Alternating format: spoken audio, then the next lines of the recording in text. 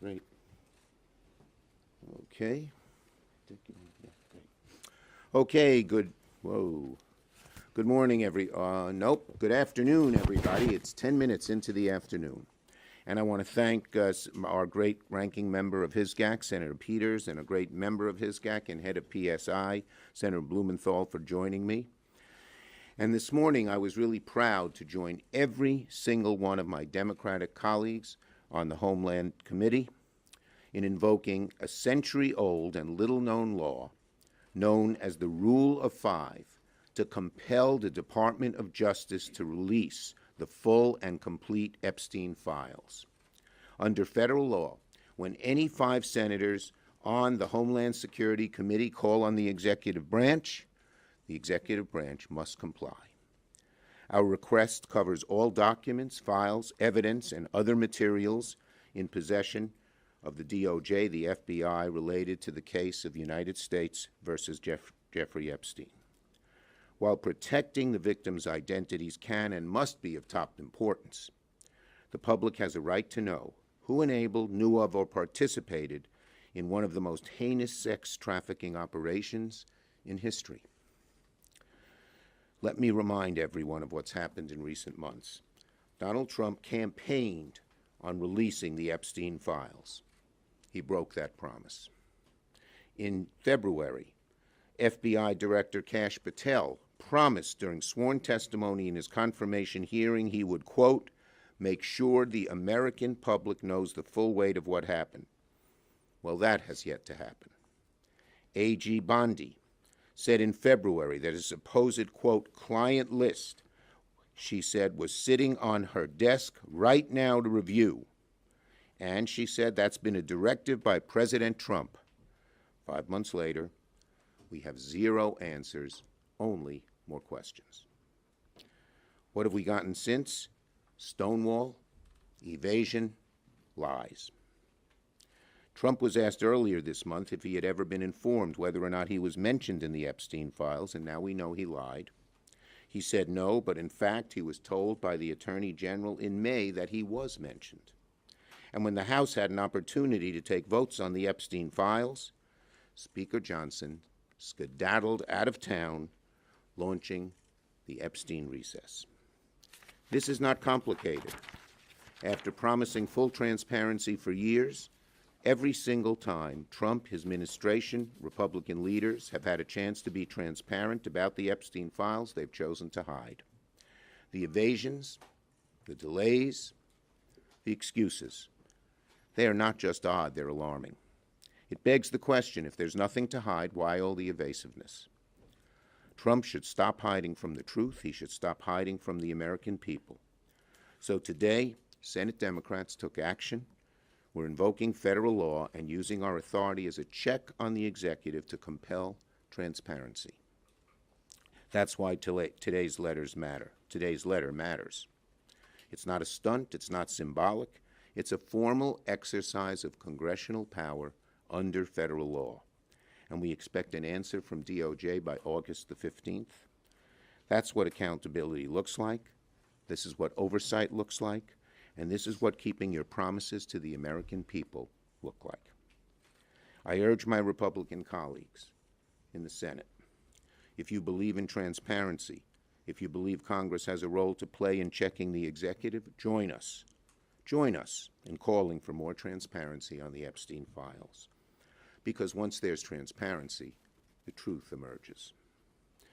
Because once we get the truth, we can have accountability, we can move forward, not just on this, but on many issues affecting the American people, protecting health care, growing the middle class, defending democracy.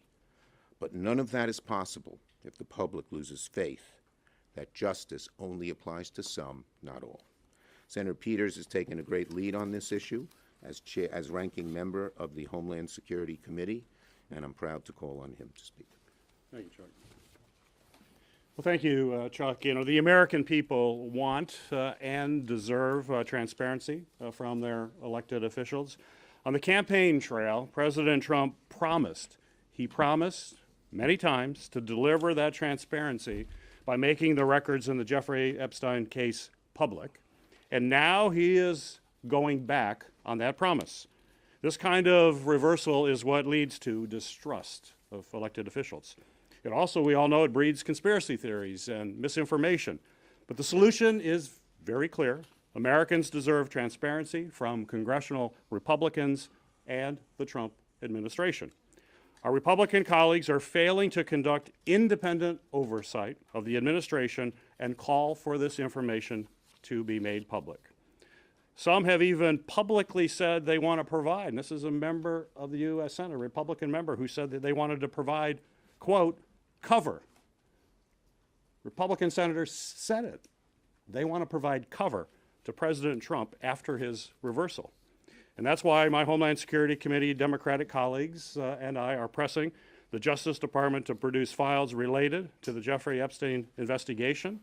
We are using very unique statutory authority that is granted only to our committee, to Homeland Security and Government Affairs.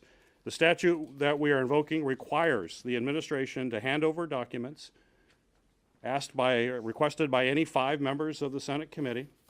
This letter demands that the Justice Department produce documents that Attorney General Pam Bondi and FBI Director Kash Patel have publicly already confirmed they have in their possession. We all know, in fact, that the Attorney General said, quote, she said, they're sitting on her desk.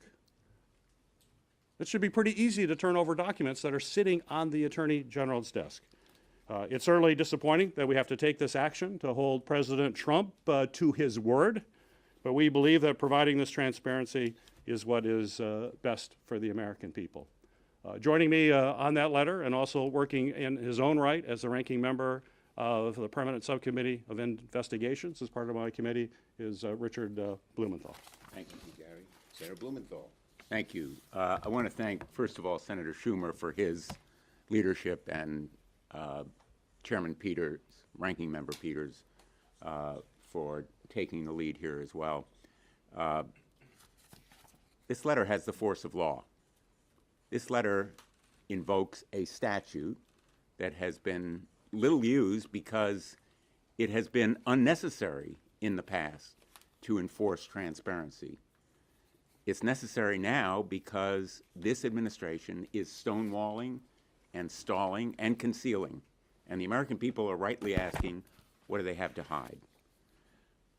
What's at stake here is not just the president's promises, although they are absolutely clear when he said, quote, President Trump says he will declassify the 9/11 files, JFK files, and Epstein files, end quote. That's President Trump. What's at stake here is more than the president's promises. It's the credibility of our justice system and the question whether there was proper criminal prosecution, whether it was complete and full, whether it was accurate, and what additional facts the American people are entitled to know. What's at stake is also the victims. This crime by Jeffrey Epstein and Ghislaine Maxwell was not a victimless crime. It was not just about money laundering. It was not just about lying to the government. It was about exploiting women, in fact, girls. Girls who were mercilessly and repeatedly subject to abuse and trafficking. And that is why the American people have a right to know who else was involved, whether the system really was rigged in favor of the rich and powerful, which is what the suspicion has been on the part of a lot of the president's supporters and why they so enthusiastically greeted his promises of full disclosure. He's broken those promises.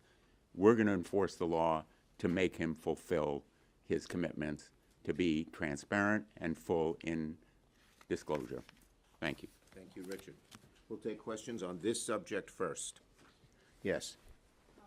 Would this law compel information that's under grand jury seal by the courts to be released to the committee? Yeah, look, there can be redactions, and we're not going to break. Whoa, are you okay? We're not going to force any agreements that have been broken, but we believe almost everything can come out, barring any. Well, that'll have to be litigated. Yes. Would you accept the Justice Department limiting the reading of these files to leadership or members in a? I think they should be made public. I mean, certainly to the Congress and to the public. Public has a right to know. Including the interviews that were done recently with Maxwell in the last couple of days. All the notes that were taken, any recordings, should be made public as well. And, you know, the redactions that Senator Schumer mentioned are standard operating procedure in the Department of Justice when it does a report based on an investigation.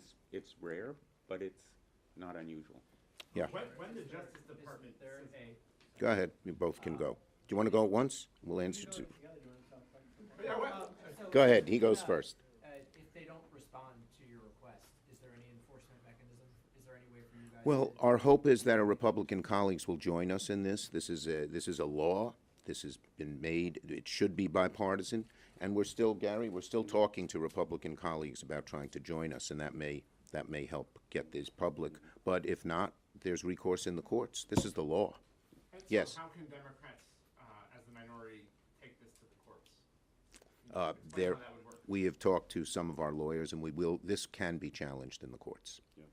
Yes. After the horrific shooting in New York and a police officer was killed, do you think it's a bad look for Senator Booker to be objecting to police and law enforcement related things? Look, Senator Booker has strong beliefs on this issue. He's had them for a very long time. He believes in strong law enforcement. Yes.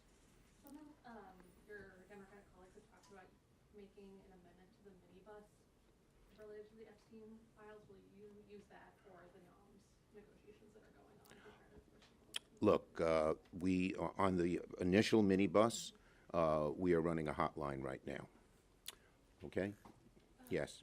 Emil Bovee was confirmed last night even after a number of whistleblowers came forward, including some at the 11th hour. But what do you think this means going forward for future whistleblowers who are thinking about... I think I said it was one of the low points, not only in this Congress, but in the history of Congress, to put a man like this in such an important position as a circuit court judge. It's a disgrace. He doesn't belong there.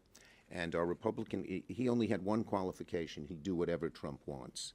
That's a horrible qualification for a judge. Yes. Thanks, Leader. What do you make of reporting that Republicans in the White House are lobbying against a stock trading ban in Congress here? We Senate Democrats are for a stock trading ban.